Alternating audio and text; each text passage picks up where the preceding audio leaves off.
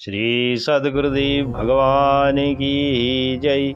श्री राधा कृष्णाभ्याम नमः। श्रीमद्भागवत महापुराण तृतीय स्कंद अथ द्वाविंशो अध्यायः। देवहूति के साथ कर्दम प्रजापति का विवाह। मैत्रेय उवाच एवमाविष्कृताशीष गुणकर्मोदयो मुनिं सव्रीड इव तं सम्राडुपारतमुवाच। श्री मैत्रेय जी कहते हैं, विदुर जी, इस प्रकार जब कर्दम जी ने मनु जी के संपूर्ण गुणों और कर्मों की श्रेष्ठता का वर्णन किया तो उन्होंने उन निवृत्त परायण मुनि से कुछ सकुचा कर कहा।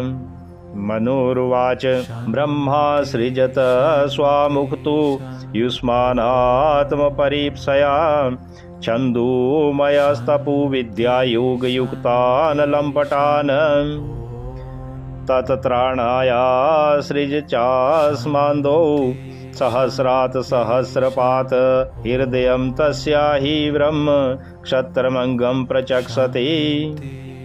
मनु जी ने कहा, कर्दम जी, वेद मूर्ति भगवान ब्रह्मा ने अपने वेदमय विग्रह की रक्षा के लिए तप, विद्या और योग से संपन्न तथा विषयों में अनासक्त आप ब्राह्मणों को अपने मुख से प्रकट किया है और फिर उन सहस्र चरणों वाले विराट पुरुष ने आप लोगों की रक्षा के लिए ही अपनी सहस्रों भुजाओं से हम क्षत्रियों को उत्पन्न किया है।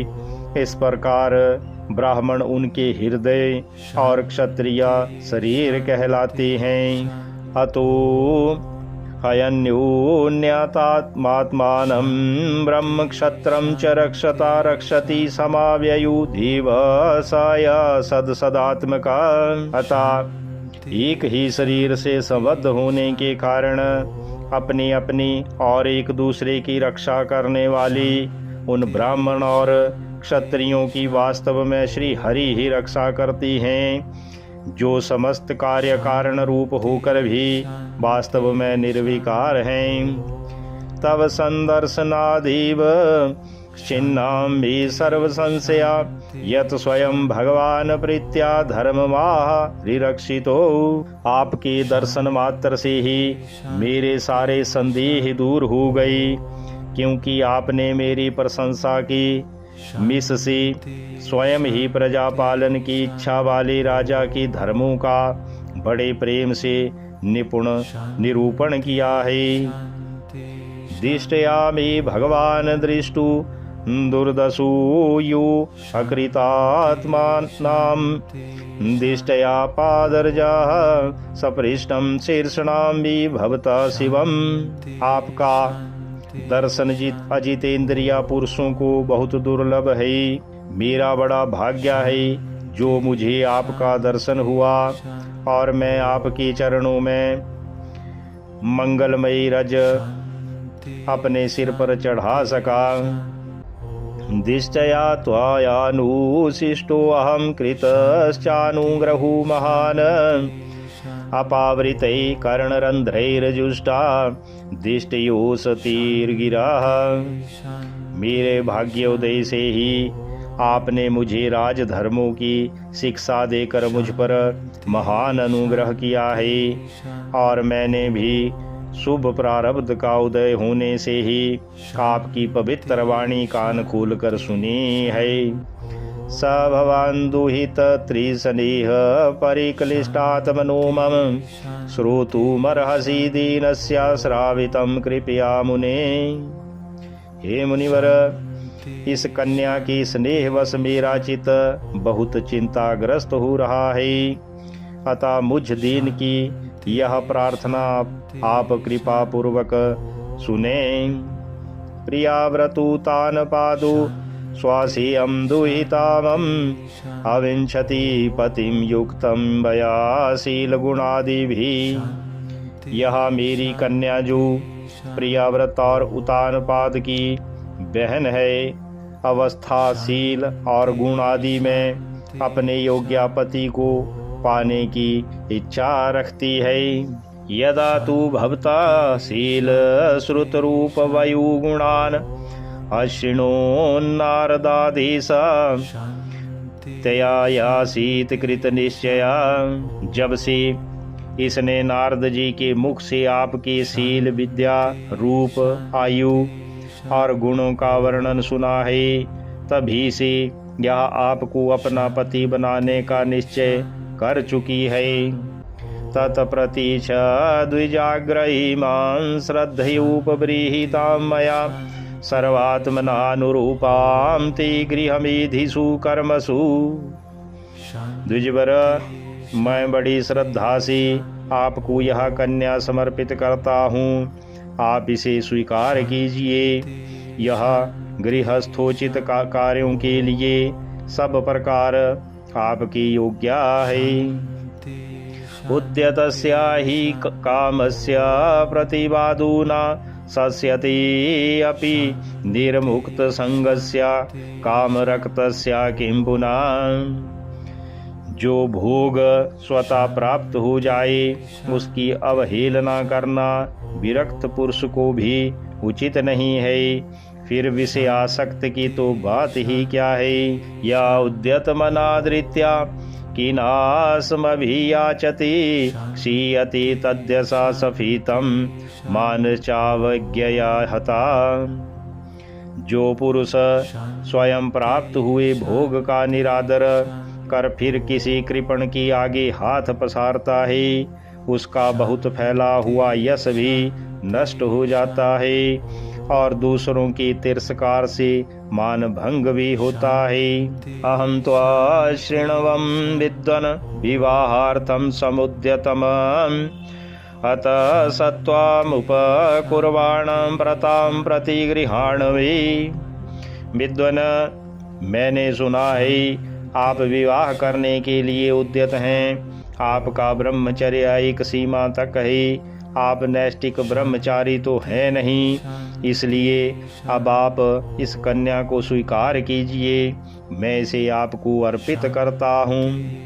ऋषिरुवाच बाढ़मुद्वोढुकामो अहं प्रजाप्रताच त्वात्मजा आवयुरनुरूपो असावाद्यो वैवाहिको विधि। श्री कर्दम मुनि ने कहा, ठीक है, मैं विवाह करना चाहता हूँ और आपकी कन्या का अभी किसी के साथ वागदान भी नहीं हुआ है, इसलिए हम दोनों का सर्वश्रेष्ठ ब्राह्मण विधि से विवाह होना ही होगा। काम सा भूयान्नरदेव ते अस्या पुत्र्या समामनाय विधौ प्रतीता का एव ते तनयां नाद्रियेत स्वयं कांत्या क्षिपतिमिव श्रियम्। राजन, वेदोक्त विवाह विधि में प्रसिद्ध जो गृभणामि ते इत्यादि मंत्रों में बताया हुआ काम अर्थात संतानोत्पादन रूप मनोरथ है, वह आपकी इस कन्या के साथ हमारा संबंध होने से सफल होगा। भला जो अपनी अंग कांति से आभूषण आदि की शोभा को भी तिरस्कृत कर रही है, आपकी उस कन्या का कौन आदर न करेगा। याम हरम्या पृष्ठी कर्णदंघ्रि शोभां विक्रीडतीं कंदुक विहवलाक्षीं विश्वावसुरन्यां पतत स्वाद्विमाना द्विलोक्या सम्मोह विमूढ़ चेता। एक बार यह अपने महल की छत पर गेंद खेल रही थी। गेंद के पीछे इधर उधर दौड़ने के कारण इसके नेत्र चंचल हो रही थी तथा पैरों के पायजेब मधुर झनकार करती जाती थी। उस समय इसे देखकर विश्वावसु गंधर्व मोहवश अचेत होकर अपने विमान से गिर पड़ा था। ताम प्रार्थयन्तीम ललनाललामसेवित श्रीचरणैर्दृष्टाम वत्साम मनोरुच्चपदा स्वसारं को नानुमन्येत बुधो अभियाताम। वही इस समय यहाँ स्वयं आकर प्रार्थना कर रही है। ऐसी अवस्था में कौन समझदार पुरुष इसे स्वीकार न करेगा। यह तो साक्षात आप महाराज श्री स्वयंभुव मनु की दुलारी कन्या और उत्तानपाद की प्यारी बहन है, तथा यह रमणियों में रतन के समान है। जिन लोगों ने कभी श्री लक्ष्मी जी के चरणों की उपासना नहीं की है, उन्हें तो इसका दर्शन भी नहीं हो सकता। अतो अजिसे समयेन साध्वीं यावतेजो बिभ्रियादात्मनो में अतु धर्मान पारमहंस्या मुख्यान शुक्ल प्रोक्तान बहुमन्ये अविहिंस्रान। अतः मैं आपकी इस साध्वी कन्या को स्वीकार करूंगा, किंतु एक शर्त के साथ। जब तक इसके संतान ना हो जाएगी तब तक मैं गृहस्थ धर्मानुसार इसके साथ रहूंगा। इसके बाद भगवान के बताए हुए संन्यास प्रधान हिंसा रहित समदम आदि धर्मों को ही अधिक महत्व दूंगा। यतो अभवद्विश्वामिदं विचित्रं संस्थास्यति यत्र च भावतिष्ठति प्रजापतीनां परीरेश मह्यं परम प्रमाणं भगवान अनंता। जिसने इस विचित्र जगत की उत्पत्ति हुई है, जिनमें यह लीन हो जाता है और जिनके आश्रय से यह स्थित है, मुझे तो वे प्रजापतियों के भी पति भगवान श्री अनंत ही सबसे अधिक मान्य हैं। श्री मैत्रेय उवाच स उग्र धनवन्या देवावभासे आसीच तूष्णीमरविन्दनाभं धियोपगृह्णन् स्मितशोभितेन मुखेन चेतो लुलुभे देवहूत्या। श्री मैत्रेय जी कहते हैं कि प्रचंड धनुर्धर विदुर करदम जी केवल इतना ही कह सके, फिर वे हृदय में भगवान कमलनाभ का ध्यान करते हुए मौन हो गए। उस समय उनके मंद हास्य युक्त मुख कमल को देखकर देवहूति का चित लुभा गया। सो अनुज्ञात्वा व्यवसितं महिष्यादुहितु स्फुटं तस्मै गुणगणाढ्याय ददौ तुल्यां प्रहर्षिता।